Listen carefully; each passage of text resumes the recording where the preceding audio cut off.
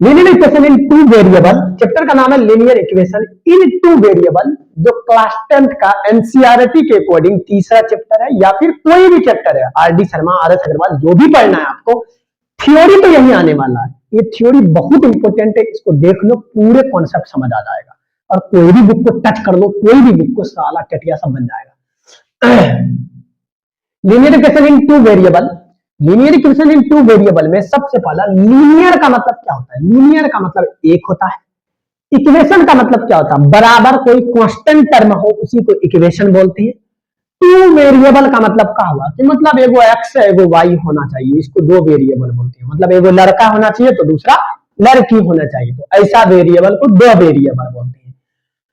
सबसे पहला स्टेप 1 में हम इनको स्टेप वाइज समझने का प्रयास करते हैं। स्टेप 1 में समझेंगे linear equation in two variable का स्टैंडर्ड फॉर्म। मेरे दोस्त, linear equation in two variable का स्टैंडर्ड फॉर्म होता है एसएफ या फिर जीएफ। एसएफ का मतलब होता है स्टैंडर्ड फॉर्म, जीएफ का मतलब होता है जनरल फॉर्म। इसको जीएफ का मतलब दूसरा चीज मत समझ लेना, इसका स्टैंडर्ड फॉर्म या फिर जनरल फॉर्म को समझते हैं। ax plus by plus c is equal to 0, किसका standard form? Linear equation in two variable का स्टैंडर्ड फॉर्म या फिर जनरल फॉर्म जो होता है वो ax plus by plus c is equal to 0 होता है। अब अगला, वेयर a क्या है? a जो है, देखो a क्या है? a x का कोफिशिएंट है। a किसका कोफिशिएंट? x का। और b किसका कोफिशिएंट? y का कोफिशिएंट है। और c क्या है? c यहां जो है ना, ये टटिया को कांस्टेंट बोलते हैं। a x का कोफिशिएंट, b y का कोफिशिएंट, c कांस्टेंट होगा। ये था स्टेप 1। स्टेप 1 में केवल उसका स्टैंडर्ड फॉर्म या फिर जनरल फॉर्म देखें। अब स्टेप 2 में देखेंगे कि पूरे हॉल चैप्टर को सॉल्व करने के दो मेथड है। पूरा कोई भी बुक उठा के तुम टच कर देना, उसको उठा पटक कर दोगे, समझना। पूरे हॉल चैप्टर को सॉल्व करने के लिए मात्र दो मेथड हैं।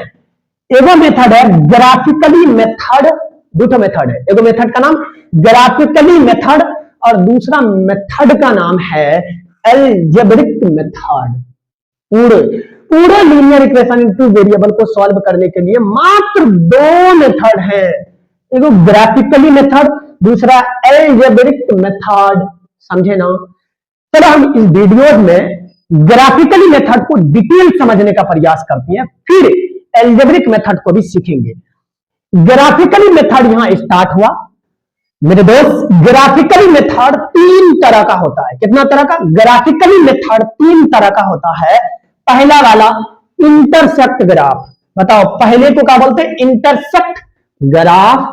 और दूसरा को देखो तो दूसरा का नाम है पैरेलल ग्राफ। तीसरा का नाम क्या? Coincide graph. बोलो, ग्राफिकल मेथड कितने हैं? ग्राफिकल मेथड को सॉल्व करने के लिए तीन तरीके हैं। पहला इंटरसेक्ट ग्राफ, दूसरा पैरेलल ग्राफ, तीसरा कोइंसाइड ग्राफ। सीख गए होंगे कि ग्राफिकल मेथड तीन तरीके का होता है, intersect graph, parallel graph, coincide graph.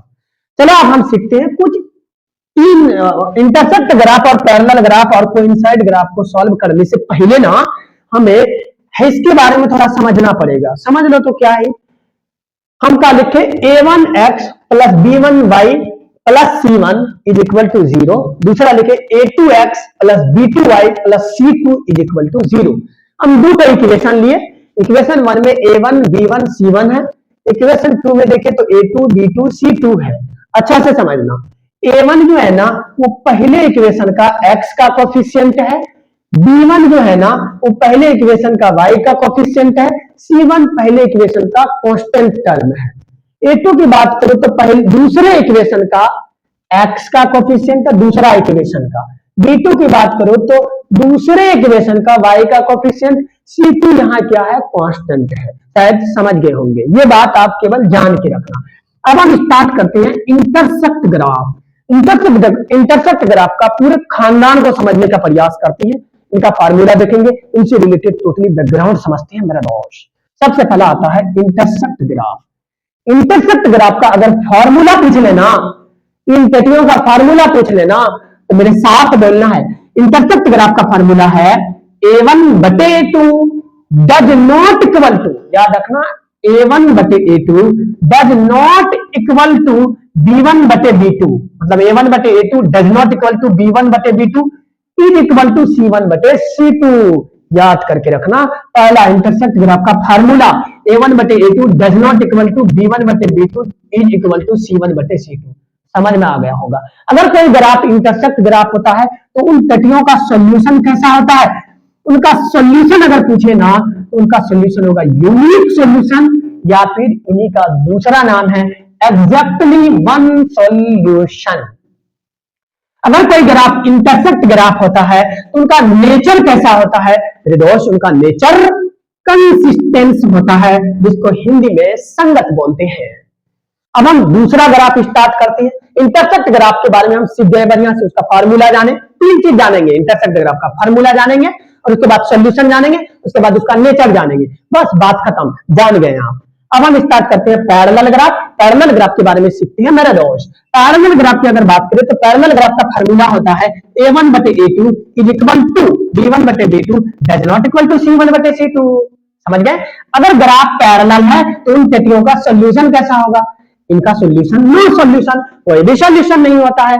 इनका नेचर पूछ दे, ग्राफ अगर पैरेलल है इनका नेचर याद रखना इनकंसिस्टेंस, जिसको असंगत बोला जाता है। समझ में आ गया होगा, पैरेलल ग्राफ भी आपको समझ आ गया होगा। अब हम स्टार्ट करते हैं कोइंसाइड ग्राफ।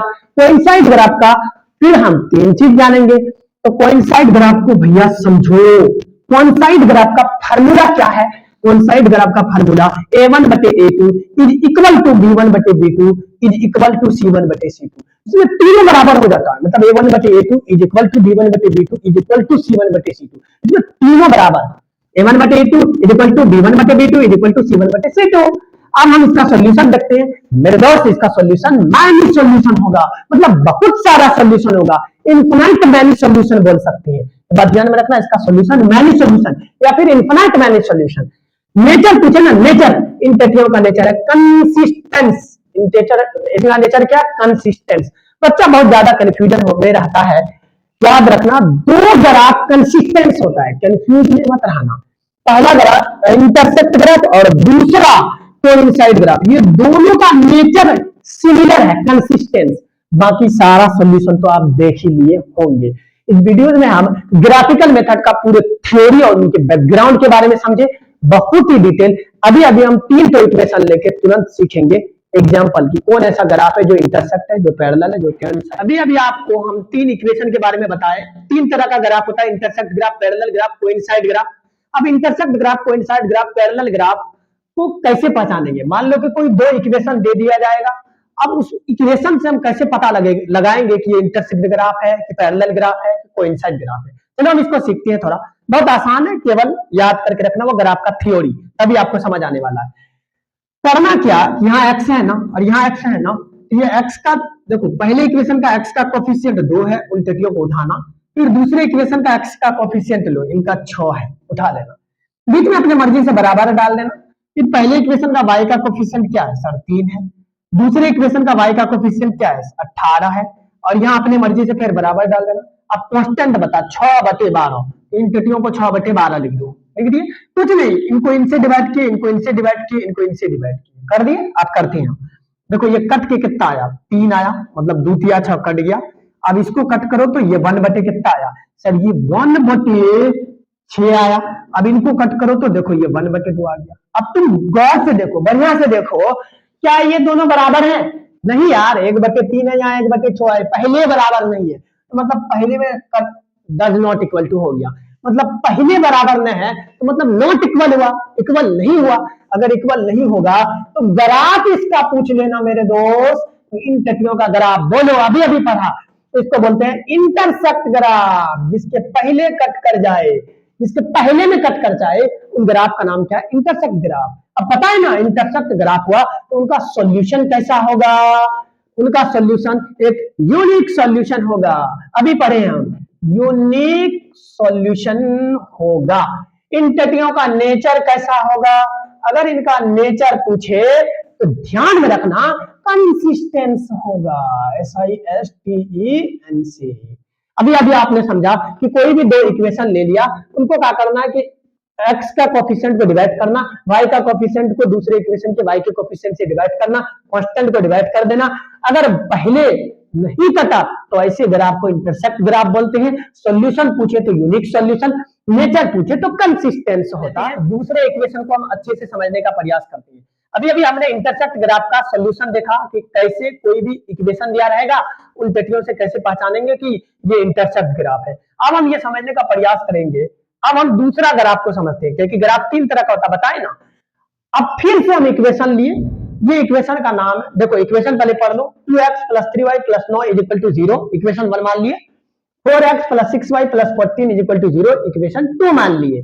अब याद रखना x का कोफिशिएंट यहाँ 2, यहाँ x का कोफिशिएंट 4, तो हम काके इन तटियों को 2/4 कर दिए, मतलब 2/4। कुछ नहीं करना है, मतलब इनको इनसे डिवाइड कर देना, फिर इनको इनसे डिवाइड कर देना, यहाँ डिवाइड करके लिखिए, फिर इनको इनसे डिवाइड कर देना और बीच में सभी के बराबर ही साइन डालना। डाल दिए। अब देखो जो कटने वाला काट के लिखिए, जैसे 2/4 कट के 1/2 आया, 3/6 की अगर बात करें तो ये कटिया कट के 1/2 आया, 9/14 ही कटा ही नहीं। देखो अब यहां तो बराबर है लेकिन यहां बराबर नहीं है। अभी अभी आप पढ़ के आए कि अगर यहां बराबर नहीं होता है तो उस ग्राफ का नाम पैरेलल ग्राफ होता है। सॉल्यूशन पूछे तो नो सॉल्यूशन, नेचर पूछे तो इनकंसिस्टेंट। चलो हम इंटरसेक्ट ग्राफ के बारे में समझ लिए, उसका एग्जांपल समझ लिए, पैरेलल ग्राफ के बारे में भी समझ लिए और उनका एग्जांपल समझ लिए। अब हम सीखते हैं तीसरा इक्वेशन को लेके तीसरा ग्राफ। तीसरा ग्राफ के लिए फिर इक्वेशन लिए हम, ये आपको दिया रहेगा 2x minus 3y minus 9 is equal to 0, 4x minus 6y minus 18 is equal to 0। इसको इक्वेशन 1 मानना, इसको इक्वेशन 2 मान लेना। फिर कुछ नहीं करना, इनको इनसे डिवाइड कर देना, x के कोफिशिएंट को x के कोफिशिएंट से ही डिवाइड करना और यहाँ याद रखना माइनस साइन के साथ डिवाइड करना, ऐसा नहीं कि मत करना। इसके आगे -3, इसके आगे -4, इनको इनसे डिवाइड कर देना। -6 हो गया, यहाँ -9 -18 हो गया।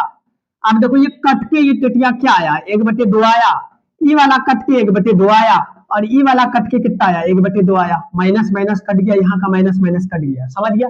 अब देखो तीनों बराबर हो गया, यहाँ भी 1/2, यहाँ भी 1/2, यहाँ भी 1/2, ये तीनों आपस में बराबर हो गया।